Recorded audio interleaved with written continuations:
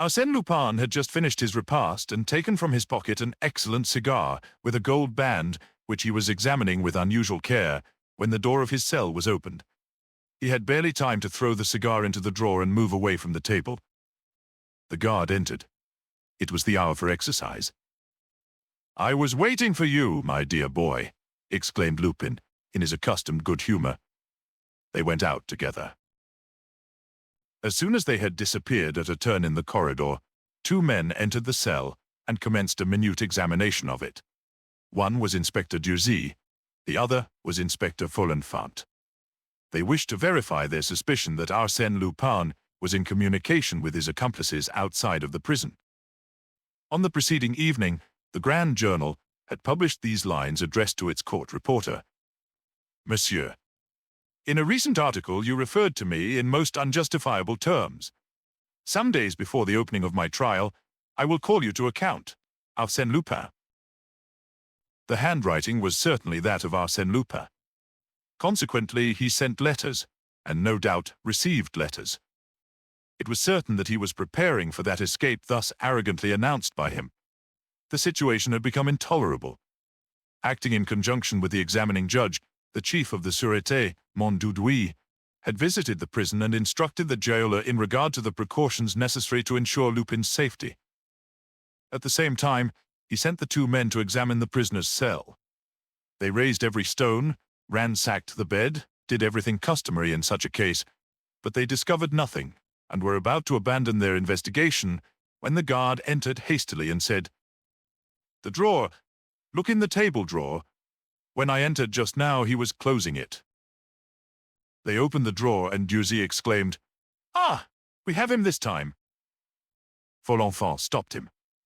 "Wait a moment. The chief will want to make an inventory. This is a very choice cigar. Leave it there and notify the chief." 2 minutes later, Mondoudoui examined the contents of the drawer. First, he discovered a bundle of newspaper clippings relating to Arsène Lupin taken from the Argus de la Presse, then a tobacco box, a pipe, some paper called onion peel, and 2 books. He read the titles of the books. One was an English edition of Carlyle's Hero Worship. The other was a charming Elzevir, in modern binding, the Manual of Epictetus, a German translation published at Leiden in 1634. On examining the books, he found that all the pages were underlined and annotated. Were they prepared as a code for correspondence, or did they simply express the studious character of the reader? Then he examined the tobacco box and the pipe. Finally, he took up the famous cigar with its gold band. "Fichtre!" he exclaimed. "Our friend smokes a good cigar. It's a Henry Clay." With the mechanical action of an habitual smoker, he placed the cigar close to his ear and squeezed it to make it crack. Immediately he uttered a cry of surprise. The cigar had yielded under the pressure of his fingers. He examined it more closely, and quickly discovered something white between the leaves of tobacco. Delicately, with the aid of a pin, he withdrew a roll of very thin paper, scarcely larger than a toothpick. It was a letter. He unrolled it and found these words, written in a feminine handwriting. "The basket has taken the place of the others. 8 out of 10 are ready. On pressing the outer foot, the plate goes downward. From 12 to 16 every day, HP will wait. But where? Reply at once. Rest easy. Your friend is watching over you." Mondoudoui reflected a moment, then said, "It is quite clear. The basket, the 8 compartments, from 12 to 16 means from 12 to 4 o'clock. But this HP, that will wait? HP must mean automobile. HP, horsepower, is the way they indicate strength of the motor. At 24 HP is an automobile of 24 horsepower." Then he rose and asked, "Had the prisoner finished his breakfast?" "Yes."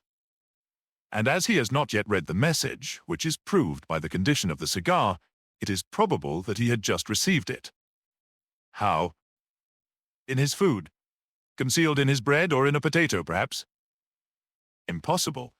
His food was allowed to be brought in simply to trap him, but we have never found anything in it." "We will look for Lupin's reply this evening. Detain him outside for a few minutes. I shall take this to the examining judge, and if he agrees with me, we will have the letter photographed at once, and in an hour you can replace the letter in the drawer in a cigar similar to this. The prisoner must have no cause for suspicion."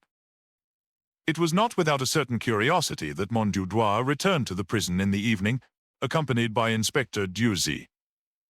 3 empty plates were sitting on the stove in the corner. "He has eaten?" "Yes," replied the guard. "Dieuzy, please cut that macaroni into very small pieces and open that bread roll." "Nothing." "No, Chief." Montdudois examined the plates, the fork, the spoon, and the knife, an ordinary knife with a rounded blade. He turned the handle to the left, then to the right. It yielded and unscrewed. The knife was hollow and served as a hiding place for a sheet of paper. "Purr," he said. "That is not very clever for a man like Arsène, but we mustn't lose any time. You, Dieuzy, go and search the restaurant." Then he read the note. "I trust to you. H.P. will follow at a distance every day. I will go ahead. Au revoir, dear friend." "At last," cried Monsieur Dudouis, rubbing his hands gleefully. "I think we have the affair in our own hands. A little strategy on our part, and the escape will be a success insofar as the arrest of his confederates are concerned." "But if Arsène Lupin slips through your fingers," suggested the guard. "We will have a sufficient number of men to prevent that.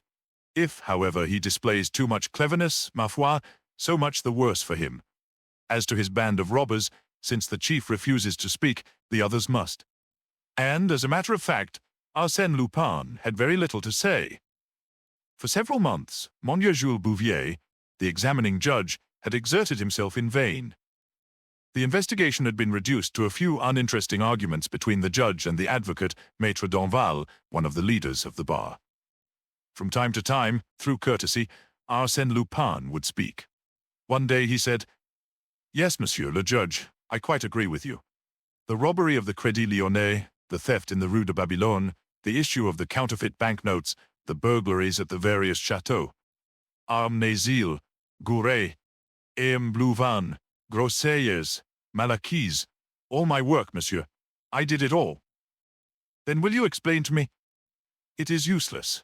I confess everything in a lump, everything and even 10 times more than you know nothing about." Wearied by his fruitless task, the judge had suspended his examinations, but he resumed them after the 2 intercepted messages were brought to his attention. And regularly, at midday, Arsène Lupin was taken from the prison to the dépôt in the prison van with a certain number of other prisoners. They returned about 3 or 4 o'clock. Now, one afternoon this return trip was made under unusual conditions. The other prisoners not having been examined, it was decided to take back Arsène Lupin first. Thus he found himself alone in the vehicle. These prison vans, vulgarly called paniers à salade, or salad baskets, are divided lengthwise by a central corridor, from which open 10 compartments, 5 on either side. Each compartment is so arranged that the occupant must assume and retain a sitting posture, and, consequently, the 5 prisoners are seated one upon the other, and yet separated one from the other by partitions. A municipal guard, standing at one end, watches over the corridor. Arsène was placed in the 3rd cell on the right, and the heavy vehicle started. He carefully calculated when they left the Quai de l'Horloge and when they passed the Palais de Justice. Then, about the center of the bridge Saint-Michel, with his outer foot, that is to say his right foot, he pressed upon the metal plate that closed his cell. Immediately something clicked, and the metal plate moved. He was able to ascertain that he was located between the 2 wheels. He waited, keeping a sharp lookout. The vehicle was proceeding slowly along the boulevard Saint-Michel. At the corner of Saint-Germain, it stopped. A truck horse had fallen. The traffic having been interrupted, a vast throng of fiacres and omnibuses had gathered there. Arsène Lupin looked out. Another prison van had stopped close to the one he occupied. He moved the plate still farther, put his foot on one of the spokes of the wheel, and leapt to the ground. A coachman saw him, roared with laughter, then tried to raise an outcry, but his voice was lost in the noise of the traffic that had commenced to move again. Moreover, Arsène Lupin was already far away. He had run for a few steps, But once upon the sidewalk, he turned and looked around. He seemed to scent the wind like a person who is uncertain which direction to take. Then, having decided, he put his hands in his pockets, and with the careless air of an idle stroller, he proceeded up the boulevard. It was a warm, bright autumn day, and the cafes were full. He took a seat on the terrace of one of them. He ordered a bock and a package of cigarettes. He emptied his glass slowly, smoked one cigarette, and lighted a second. Then he asked the waiter to send the proprietor to him. When the proprietor came, Arsène spoke to him in a voice loud enough to be heard by everyone. "I regret to say, monsieur, I have forgotten my pocketbook. Perhaps on the strength of my name you will be pleased to give me credit for a few days. I am Arsène Lupin." The proprietor looked at him, thinking he was joking. But Arsène repeated, "Lupin, prisoner at the Santé, but now a fugitive. I venture to assume that the name inspires you with perfect confidence in me." And he walked away, amidst shouts of laughter, whilst the proprietor stood amazed. Lupin strolled along the Rue Soufflot and turned into the Rue Saint-Jacques. He pursued his way slowly, smoking his cigarettes and looking into the shop windows. At the Boulevard de Port-Royal, he took his bearings, discovered where he was, and then walked in the direction of the Rue de la Santé. The high, forbidding walls of the prison were now before him. He pulled his hat forward to shade his face. Then, approaching the sentinel, he asked, "Is this the Prison de la Santé?" "Yes. I wish to regain my cell. The van left me on the way, and I would not abuse—" "Now, young man, move along, quick," growled the sentinel. "Pardon me, but I must pass through that gate, and if you prevent Arsène Lupin from entering the prison, it will cost you dear, my friend." "Arsène Lupin? What are you talking about?" "I am sorry I haven't a card with me," said Arsène, fumbling in his pockets. The sentinel eyed him from head to foot in astonishment. Then, without a word, he rang a bell. The iron gate was partly opened, and Arsène stepped inside. Almost immediately he encountered the keeper of the prison, gesticulating and feigning a violent anger. Arsène smiled and said, "Come, monsieur, don't play that game with me." "What? They take the precaution to carry me alone in the van, prepare a nice little obstruction, and imagine I'm going to take to my heels and rejoin my friends. Well, and what about the 20 agents of the Sûreté who accompanied us on foot, in fiacres and on bicycles? No, the arrangement did not please me. I should not have got away alive. Tell me, monsieur, did they count on that?" He shrugged his shoulders and added, "I beg of you, monsieur, not to worry about me. When I wish to escape, I shall not require any assistance." On the second day thereafter, the Echo de France, which had apparently become the official reporter of the exploits of Arsène Lupin, it was said that he was one of its principal shareholders, published a most complete account of this attempted escape. The exact wording of the messages exchanged between the prisoner and his mysterious friend, the means by which correspondence was constructed, the complicity of the police, the promenade on the Boulevard Saint-Michel, the incident at the Café Soufflot, everything was disclosed. It was known that the search of the restaurant and its waiters by Inspector Dieuzy had been fruitless. And the public also learned an extraordinary thing which demonstrated the infinite variety of resources that Lupin possessed. The prison van, in which he was being carried, was prepared for the occasion and substituted by his accomplices for one of the 6 vans which did service at the prison. The next escape of Arsène Lupin was not doubted by anyone. He announced it himself in categorical terms in a reply to Mondre Bouvier on the day following his attempted escape. The judge having made a jest about the affair, Arsène was annoyed, and firmly eyeing the judge, he said emphatically, "Listen to me, monsieur. I give you my word of honor that this attempted flight was simply preliminary to my general plan of escape." "I do not understand," said the judge. "It is not necessary that you should understand." And when the judge, in the course of that examination which was reported at length in the columns of the Echo de France, when the judge sought to resume his investigation, Arsène Lupin exclaimed with an assumed air of lassitude, mon Dieu, what's the use? All these questions are of no importance." "What? No importance?" cried the judge. No, because I shall not be present at the trial. You will not be present? No, I have fully decided on that, and nothing will change my mind. Such assurance, combined with the inexplicable indiscretions that Arsène committed every day, served to annoy and mystify the officers of the law. There were secrets known only to Arsène Lupin, secrets that he alone could divulge. But for what purpose did he reveal them? And how? Arsène Lupin was changed to another cell. The judge closed his preliminary investigation.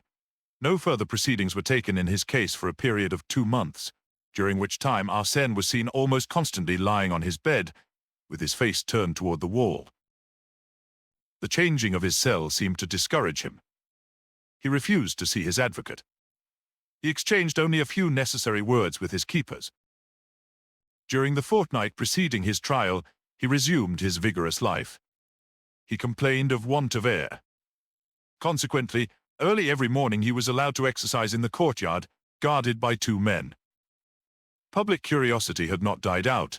Every day it expected to be regaled with news of his escape. And it is true, he had gained a considerable amount of public sympathy by reason of his verve, his gaiety, his diversity, his inventive genius, and the mystery of his life. Arsène Lupin must escape. It was his inevitable fate. The public expected it, and was surprised that the event had been delayed so long. Every morning the prefect of police asked his secretary, "Well, has he escaped yet?" "No, monsieur le préfect. Tomorrow, probably."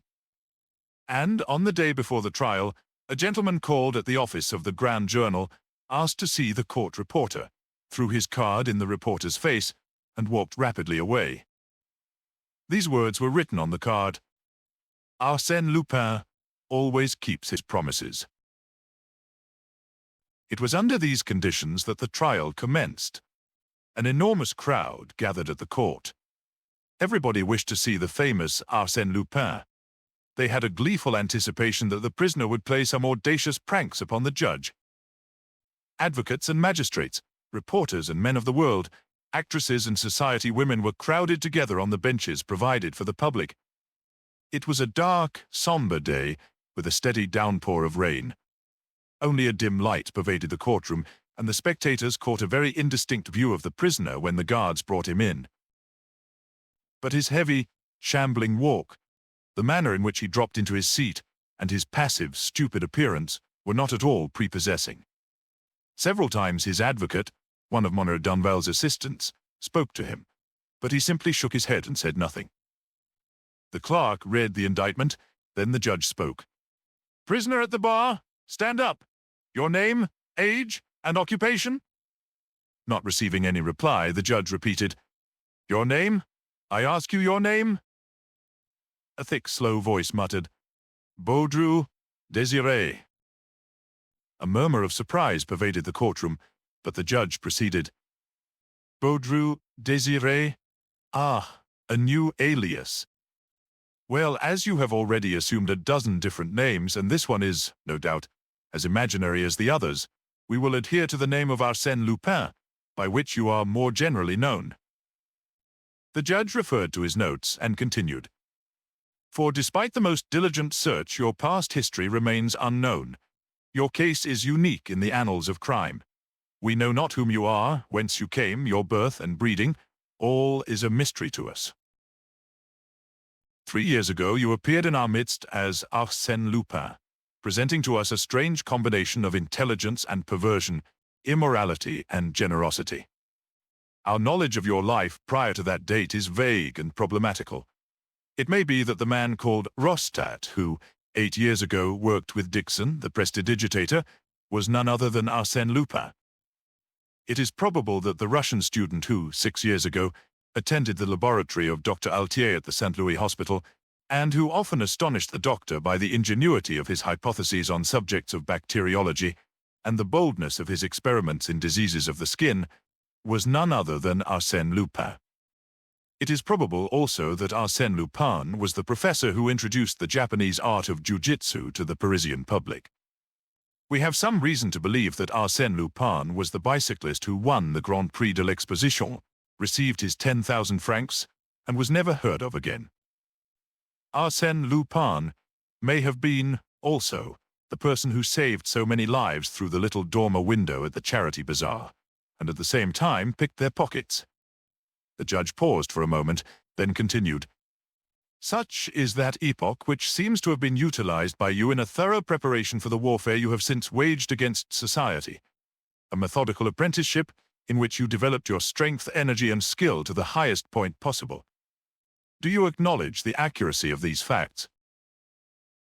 During this discourse, the prisoner had stood balancing himself, first on one foot, then on the other, with shoulders stooped and arms inert. Under the strongest light, one could observe his extreme thinness, his hollow cheeks, his projecting cheekbones, his earthen-colored face dotted with small red spots and framed in a rough, straggling beard. Prison life had caused him to age and wither. He had lost the youthful face and elegant figure we had seen portrayed so often in the newspapers, and it appeared as if he had not heard the question propounded by the judge. Twice it was repeated to him. Then he raised his eyes, seemed to reflect.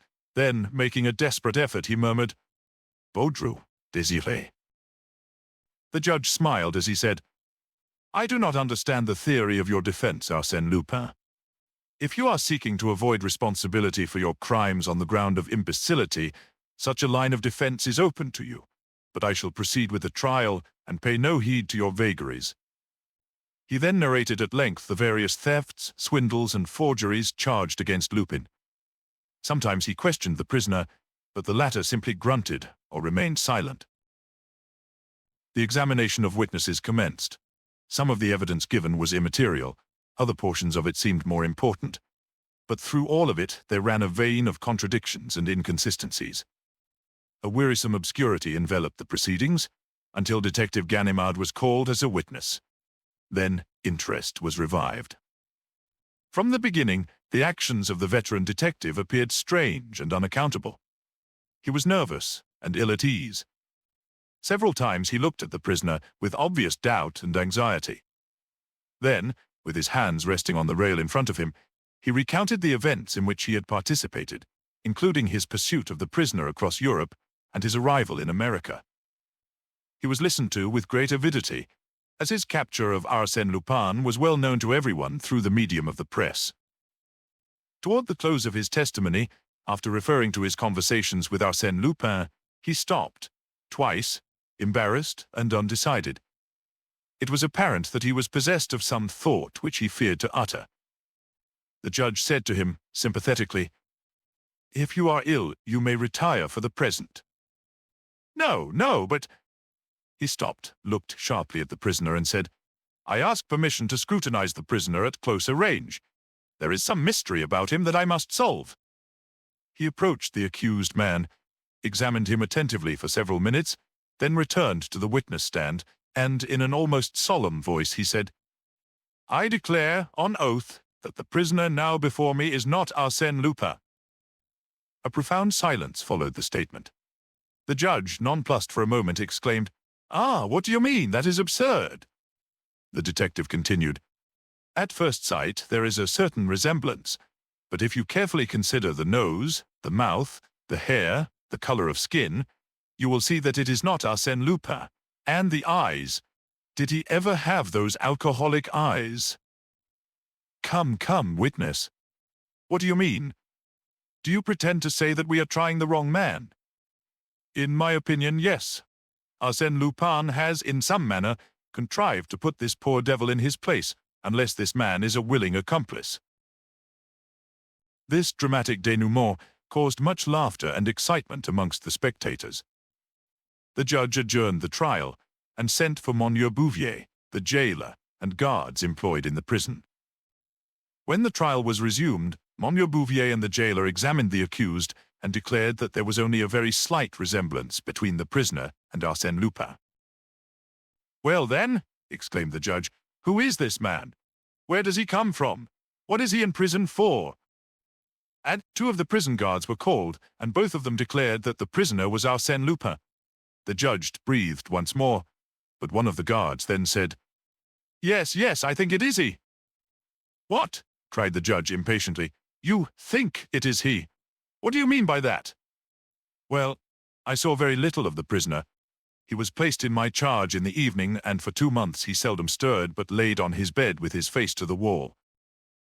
What about the time prior to those 2 months? Before that, he occupied a cell in another part of the prison. He was not in cell 24. Here the head jailer interrupted and said, "We changed him to another cell after his attempted escape."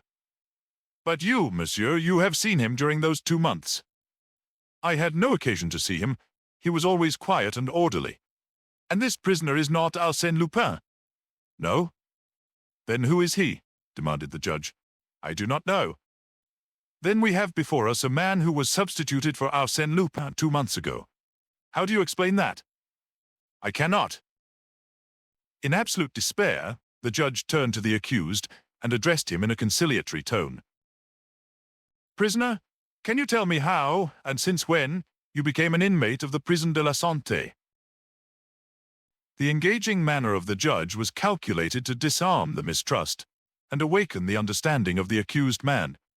He tried to reply. Finally, under clever and gentle questioning, he succeeded in framing a few phrases from which the following story was gleaned. 2 months ago, he had been taken to the dépôt, examined, and released. As he was leaving the building, a free man, he was seized by 2 guards and placed in the prison van. Since then, he had occupied cell 24. He was contented there, plenty to eat, and he slept well, so he did not complain. All that seemed probable, and amidst the mirth and excitement of the spectators, the judge adjourned the trial until the story could be investigated and verified. The following facts were at once established by an examination of the prison records. 8 weeks before, a man named Baudru Désiré had slept at the dépôt. He was released the next day and left the dépôt at 2 o'clock in the afternoon. On the same day at 2 o'clock, having been examined for the last time, Arsène Lupin left the dépôt in a prison van. Had the guards made a mistake? Had they been deceived by the resemblance and carelessly substituted this man for their prisoner? Another question suggested itself. Had the substitution been arranged in advance? In that event, Baudru must have been an accomplice and must have caused his own arrest for the express purpose of taking Lupin's place. But then, by what miracle had such a plan, based on a series of improbable chances, been carried to success? Baudru Désiré was turned over to the anthropological service. They had never seen anything like him. However, they easily traced his past history. He was known at Courbevoie, at Asnières, and at Levallois. He lived on alms and slept in one of those rag-pickers' huts near the Barrière de Terre. He had disappeared from there a year ago. Had he been enticed away by Arsène Lupin? There was no evidence to that effect, and even if that was so, it did not explain the flight of the prisoner. That still remained a mystery. Amongst 20 theories which sought to explain it, not one was satisfactory. Of the escape itself, there was no doubt, an escape that was incomprehensible, sensational, in which the public, as well as the officers of the law, could detect a carefully prepared plan, a combination of circumstances marvelously dovetailed, whereof the denouement fully justified the confident prediction of Arsène Lupin, "I shall not be present at my trial." After a month of patient investigation, the problem remained unsolved. The poor devil of a Baudru could not be kept in prison indefinitely, and to place him on trial would be ridiculous. There was no charge against him. Consequently, he was released, but the chief of the Sûreté resolved to keep him under surveillance. This idea originated with Ganimard. From his point of view, there was neither complicity nor chance. Baudru was an instrument upon which Arsène Lupin had played with his extraordinary skill. Baudru, when set at liberty, would lead them to Arsène Lupin, or at least to some of his accomplices. The 2 inspectors, Folenfant and Dieuzy, were assigned to assist Ganimard. One foggy morning in January, the prison gates opened, and Baudru Désiré stepped forth, a free man. At first he appeared to be quite embarrassed, and walked like a person who has no precise idea whither he is going. He followed the Rue de la Santé and the Rue Saint-Jacques. He stopped in front of an old clothes shop, removed his jacket and his vest, sold his vest, on which he realized a few sous, Then, replacing his jacket, he proceeded on his way. He crossed the Seine. At the Châtelet, an omnibus passed him. He wished to enter it, but there was no place. The controller advised him to secure a number, so he entered the waiting room. Ganimard called to his two assistants, and without removing his eyes from the waiting room, he said to them, "Stop a carriage. No, two. That will be better. I will go with one of you, and we will follow him." The men obeyed. Yet Baudru did not appear. Ganimard entered the waiting room. It was empty. "Idiot that I am," he muttered. "I forgot there was another exit." There was an interior corridor extending from the waiting room to the Rue Saint-Martin. Ganimard rushed through it and arrived just in time to observe Baudru upon the top of the Batignolles Jardin de Platte omnibus as it was turning the corner of the Rue de Rivoli. He ran and caught the omnibus, but he had lost his two assistants. He must continue the pursuit alone. In his anger, he was inclined to seize the man by the collar without ceremony. Was it not with premeditation and by means of an ingenious ruse that his pretended imbecile had separated him from his assistants? He looked at Baudru. The latter was asleep on the bench, his head rolling from side to side, his mouth half opened, and an incredible expression of stupidity on his blotched face. No, such an adversary was incapable of deceiving old Ganimard. It was a stroke of luck, nothing more. At the Galeries Lafayette, the man leaped from the omnibus and took the La Muette tramway, following the Boulevard Haussmann and the Avenue Victor Hugo. Baudru alighted at La Muette station, and with a nonchalant air strolled into the Bois de Boulogne. He wandered through one path after another and sometimes retraced his steps. What was he seeking? Had he any definite object? At the end of an hour, he appeared to be faint from fatigue, and noticing a bench, he sat down. The spot, not far from Auteuil, on the edge of a pond hidden amongst the trees, was absolutely deserted. After the lapse of another half-hour, Ganimard became impatient and resolved to speak to the man.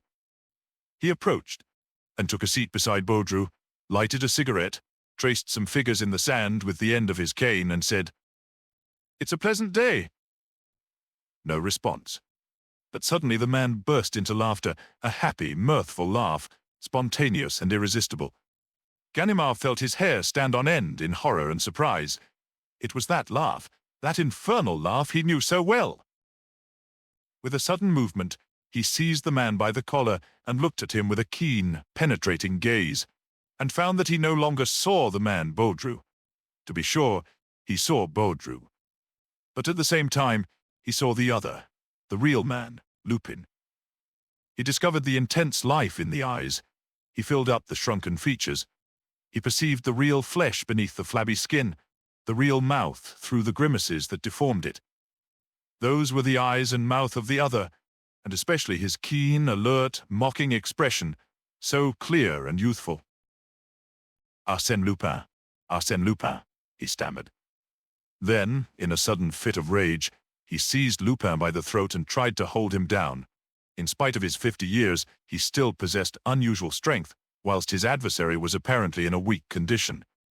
But the struggle was a brief one. Arsène Lupin made only a slight movement, and, as suddenly as he had made the attack, Ganimard released his hold.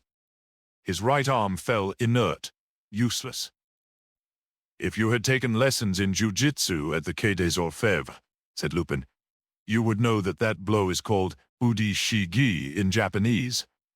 A second more, and I would have broken your arm, and that would have been just what you deserve. I am surprised that you, an old friend whom I respect and before whom I voluntarily expose my incognito, should abuse my confidence in that violent manner. It is unworthy. Ah, what's the matter?" Ganimard did not reply. That escape for which he deemed himself responsible, was it not he, Ganimard, who, by his sensational evidence, had led the court into serious error? That escape appeared to him like a dark cloud on his professional career. A tear rolled down his cheek to his grey moustache. "Oh, mon Dieu, Ganimard, don't take it to heart. If you had not spoken, I would have arranged for someone else to do it. I couldn't allow poor Baudru Désiré to be convicted." "Then," murmured Ganimard, "it was you that was there, and now you are here?" "It is I, always I, only I." "Can it be possible?" "Oh, it is not the work of a sorcerer. Simply, as the judge remarked at the trial, the apprenticeship of a dozen years that equips a man to cope successfully with all the obstacles in life." "But your face, your eyes. You can understand that if I worked 18 months with Dr. Altier at the Saint-Louis hospital, it was not out of love for the work. I considered that he, who would one day have the honor of calling himself Arsène Lupin, ought to be exempt from the ordinary laws governing appearance and identity. Appearance? That can be modified at will. For instance, a hypodermic injection of paraffin will puff up the skin at the desired spot. Pyrogallic acid will change your skin to that of an Indian. The juice of the greater celandine will adorn you with the most beautiful eruptions and tumors. Another chemical affects the growth of your beard and hair. Another changes the tone of your voice. Add to that 2 months of dieting in cell 24. Exercises repeated 1,000 times to enable me to hold my features in a certain grimace, to carry my head at a certain inclination, and adapt my back and shoulders to a stooping posture. Then 5 drops of atropine in the eyes to make them haggard and wild, and the trick is done." "I do not understand how you deceived the guards." "The change was progressive. The evolution was so gradual that they failed to notice it." "But Baudru Désiré?" "Baudru exists. He is a poor, harmless fellow whom I met last year, and really, he bears a certain resemblance to me. Considering my arrest as a possible event, I took charge of Baudru, and studied the points wherein we differed in appearance, with a view to correct them in my own person. My friends caused him to remain at the dépôt overnight, and to leave there next day about the same hour as I did. A coincidence easily arranged. Of course, it was necessary to have a record of his detention at the dépôt in order to establish the fact that such a person was a reality. Otherwise, the police would have sought elsewhere to find out my identity. But in offering to them this excellent Baudru, it was inevitable, you understand, inevitable that they would seize upon him, and despite the insurmountable difficulties of a substitution, they would prefer to believe in a substitution than confess their ignorance." "Yes, yes, of course," said Ganimard. "And then," exclaimed Arsène Lupin, "I held in my hands a trump card, an anxious public watching and waiting for my escape. And that is the fatal error into which you fell, you and the others, in the course of that fascinating game pending between me and the officers of the law, wherein the stake was my liberty. And you suppose that I was playing to the gallery, that I was intoxicated with my success. I, Arsène Lupin, guilty of such weakness? Oh, no. And no longer ago than the Cahorn affair, you said, when Arsène Lupin cries from the housetops that he will escape, he has some object in view. But, sapristi, you must understand that in order to escape, I must create, in advance, a public belief in that escape. A belief amounting to an article of faith, an absolute conviction, a reality as glittering as the sun. And I did create that belief that Arsène Lupin would escape, that Arsène Lupin would not be present at his trial. And when you gave your evidence and said, that man is not Arsène Lupin, everybody was prepared to believe you. Had one person doubted it, had anyone uttered this simple restriction, suppose it is Arsène Lupin, from that moment, I was lost. If anyone had scrutinized my face, not imbued with the idea that I was not Arsène Lupin, as you and the others did at my trial, but with the idea that I might be Arsène Lupin, then despite all my precautions I should have been recognized. But I had no fear. Logically, psychologically, no once could entertain the idea that I was Arsène Lupin. He grasped Ganimard's hand. Come, Ganimard, confess that on the Wednesday after our conversation in the Prison de la Santé, you expected me at your house at 4 o'clock, exactly as I said I would go. And your prison van? Said Ganimard, evading the question. A bluff. Some of my friends secured that old unused van and wished to make the attempt, but I considered it impractical without the concurrence of a number of unusual circumstances. However, I found it useful to carry out that attempted escape and give it the widest publicity. An audaciously planned escape, though not completed, gave to the succeeding one the character of reality simply by anticipation.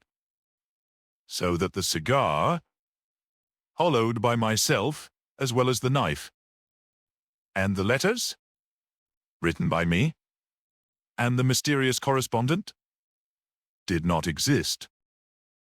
Ganimard reflected a moment, then said, "When the Anthropological Service had Baudru's case under consideration, why did they not perceive that his measurements coincided with those of Arsène Lupin?" "My measurements are not in existence." "Indeed." "At least, they are false. I have given considerable attention to that question. In the first place, the Bertillon system records the visible marks of identification, and you have seen that they are not infallible. And after that, the measurements of the head, the fingers, the ears, etc. Of course, such measurements are more or less infallible." "Absolutely." "No, but it costs money to get around them. Before we left America, one of the employees of the service there accepted so much money to insert false figures in my measurements. Consequently, Baudru's measurements should not agree with those of Arsène Lupin." After a short silence, Ganimard asked, "What are you going to do now?" "Now," replied Lupin, "I am going to take a rest, enjoy the best of food and drink, and gradually recover my former healthy condition. It is all very well to become Baudru or some other person on occasion, and to change your personality as you do your shirt, but you soon grow weary of the change. I feel exactly as I imagine the man who lost his shadow must have felt, and I shall be glad to be Arsène Lupin once more." He walked to and fro for a few minutes, then, stopping in front of Ganimard, he said, "You have nothing more to say, I suppose?" "Yes. I should like to know if you intend to reveal the true state of facts connected with your escape.